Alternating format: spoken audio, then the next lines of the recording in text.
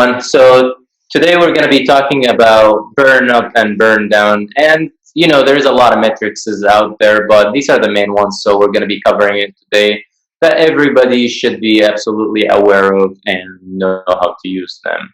Mohammed, would you like to walk us through burn up? How is it important? Why is it important? How is it used? What's the purpose of burn up? Sure. So burn up is something that you want to look at when you want to look at a release, and you want to the release, what is the body of work, which is maybe 300 points of work. So you want to track this in a mechanism that you want to know when is this body of work going to end. So by implementing burn up, you could see in a graph that this body of work is getting burned, and then you could see the velocity of the team burning, and based on the velocity of the team and the rate is burning, you could see, let's say that you want to finish this project in 3 months. So in this graph, you could actually start guessing and start actually predicting when is this. It's not a guess, actually. It's very factual and prediction that you can actually try to estimate or try to predict that this team will finish before time, before the deadline, after the deadline, or right exactly on the cusp of the deadline. So here I wanted to share with you guys kind of like what is burn up from our perspective, from a Scrum perspective. So we have here. So burn up this is time, which it could be sprints, sprint 1, sprint 2, sprint 3, and this is the scope that you committed. You start from here. Let's say this is the 50 story points over here. This is your scope. This could be 300. This is whatever. So you start from here. This is your scope line. And you could see that the scope at this point here increased, actually. And then this is what you are burning. So you started from 0 points, that you burned 0 points, and then you burnt another 10, you burned another 10, now we burned 1 point today, and then you start burning. So you could see, based on this graph, you could actually have a prediction with this. You could see that the median of this somewhere that you're finishing here. And if this team has even flatter, you could see that the median maybe will reach somewhere a lot slower. And what you want to monitor, are we coming closer to the end date? Are we going further? Are we going even before the end date that we're committing to the client? So this is the burn up. Kind of like heads up, I get this question a lot. What is the difference between a burn up and a burn down? A burn down is you have all the scope and you start from 50, let's say, for example, and then you start burning until you get to 0. A burn up is you have scope 50 still. So you start burning up from 0, and then you start going up until you get to the 50. And the 50 is actually had a separate line. So the difference between burn up and burn down is you start burning down until you get to 0, which is the end of your scope. The burn up, it's exactly inverted, the same picture, exactly inverted, but you have another line which represents the scope line, which is here. So you could see that you added scope or you increased scope.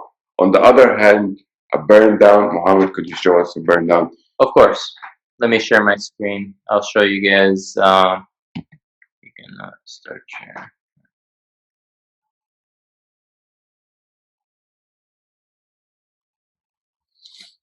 Go for this stuff. All right, so this is an example of a burn down chart. So you could see here as well in the red line that this line is spiking up a little bit sometimes, which means we still added stories here. So in the burn down, in the same line, it represents what are you burning and what are you adding. In the burn up, you have a separate line for what the work getting done, and you have a separate line for the scope that getting added to the sprint. So here you see a couple of things over here, right? You'll see the guideline, which is this line right here. And you'll see the remaining values, and you'll see non-working days, which is these days right here, which is the weekend, basically. Nobody works in the weekends. Nobody likes to work in the weekends. So you'll see right here, it's going down. We burnt a story that's a 5-point story. Okay? And then over here, it moved back up 2 points. So we burned 5 points, but we took extra scope of 2 points. And then here you'll see it keeps going down, down, and then it went up again. We took another 5 points. We took 5 points here and then another 5 points here. So it will be going up and down. But eventually the picture you wanna that picture that you wanna see is from here to here. You see this? It's going down. And that's generally where you want. So the guideline is just a line to guide you through where you should be. So right now we started here, and that was perfect example that it touched the line here. It's almost impossible, but usually that's the perfect team that can match this line, which basically you're not waterfalling your sprint. You're burning scope as you go. Every day you would close some stories. You don't close down all the stories at the same time. When we say, Like here, yeah. here this is called a cliff burn down chart. Which is pretty much waterfalling, which is mean that you're waiting for the last second to push the stories to QA, and then you're waiting for the last second to actually close the stories in the sprint. This is particularly risky because these stories that we closed at the end, while we're demoing these stories, they might fail, and failing at the last second of the sprint. It means that this story is going to carry over to next, which presents a very great risk on delivering the scope that you're committing to. So you always want to burn stories on a daily basis, and you want to see this graph goes like steps, pretty much matching. So if you go here, oh, actually, yeah. So yeah, I'm not sure if you can minus that. Oh yeah, over here. Yep. So if you go here, you want to actually start matching this imaginary representative line in the middle, which represents a perfect team, and no such thing called 100% perfect team, but you want to come closer to this median line. Yeah, so like Mohammed is saying, just to echo that, this is actually a very successful sprint. Yes, we had some extra scope increase here and there, but at the end of the day, we delivered everything that we wanted to deliver before the end of the sprint. And from this graph, I could say that you closed everything in the morning of the last day, which you could see. Otherwise, Exactly. it would have burned. Maybe show us a different couple of examples. So now I'm going to show you guys an example where Mohammed was 100% right, where we waited a little bit until the end and it was too late for us. So right here, you'll see a graph of a sprint that did not finish too well for us. It's a sprint that ended over here, and it's supposed to be ending here. So this sprint, we basically kept on sandbagging our work to send it to QA, and then at the end of the day, we sent the work to the QA, and the QA found a lot of observations, a lot of bugs in the code that we needed to go back and send it back. So it was carryover work where we were able to finish it in this sprint. It was sprint 26, this is sprint 27. We took in the work and we were planning smart. All right, that takes us to, since we're going through graphs, would you mind showing us a dashboard that you've put to the team? Of course, this is a dashboard that I have put for my team. Right now it's pretty empty because we are about to close out our sprint. Everything is complete. Work complete is 100%. There is 0 days remaining in my sprint. This is the amount, this is the people who are working on my sprint. And this is the amount of load that this is the total amount of stories that we're taking. This is my burn down chart. And this is the time spent. You know, sometimes I like to track that.